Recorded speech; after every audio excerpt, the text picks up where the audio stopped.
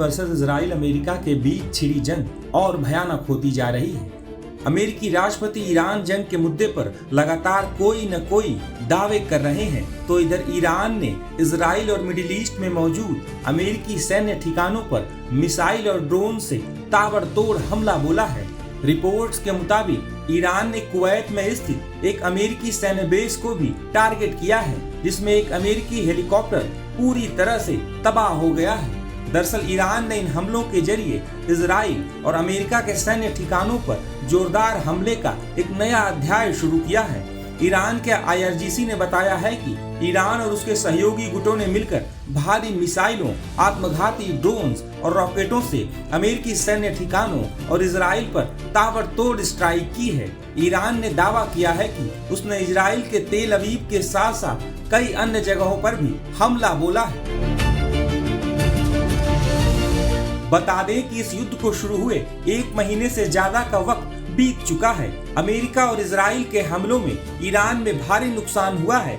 Iran की top leadership का करीब करीब खात्मा हो चुका है, लेकिन जंग अभी खत्म नहीं हुई है। होर्मुज स्ट्रेट बंद है। दुनिया तेल के गंभीर संकट से जूझ रही है। अमेरिकी राष्ट्रपति ट्रंप ईरान से बातचीत का लगातार दावा तो कर रहे हैं, लेकिन ईरान भी अमेरिका के आगे झुका नहीं है, बल्कि अमेरिका के सामने उसने कई शर्तें रख दी हैं। वहीं आज अमेरिकी राष्ट्रपति ट्रंप ने अमेरिका के नाम एक 19 मिनट का संबोधन दिया है, जिसमें उन्होंने ईरान युद्ध पर कई बातें कही हैं।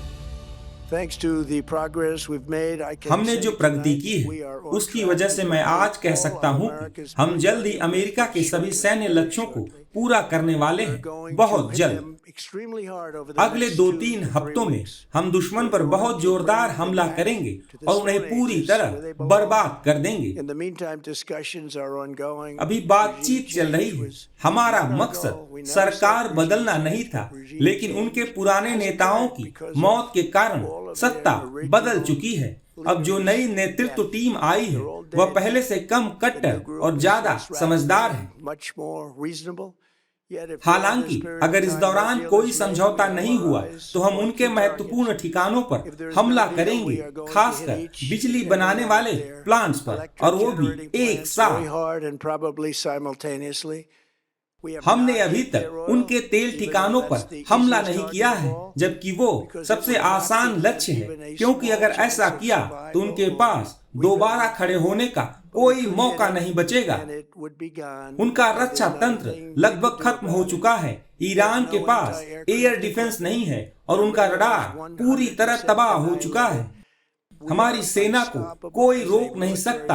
हमने उनके परमाणु ठिकानों पर इतना जोरदार हमला किया है कि वहां महीनों तक कोई जा नहीं सकता। हम उन पर सैटेलाइट से नजर रख रहे हैं। अगर वे कुछ भी हरकत करते हैं तो हम फिर से मिसाइल से हमला करेंगे। मौजूदा हालात यह है कि हमारे पास सारे विकल्प हैं और उनके पास कुछ भी नहीं। अमेरिकी राष्ट्रपति ट्रंप ने अपने संबोधन में अधिकांश ऐसी बातें कही हैं जो पिछले कुछ दिनों से लगातार कहते आ रहे हैं। दरअसल अमेरिका में ईरान जंग के मुद्दे पर ट्रंप को काफी ज्यादा विरोध का सामना करना पड़ रहा है। ट्रंप का ये संबोधन भी इसी विरोध को शांत करने का एक प्रयास माना जा रहा है।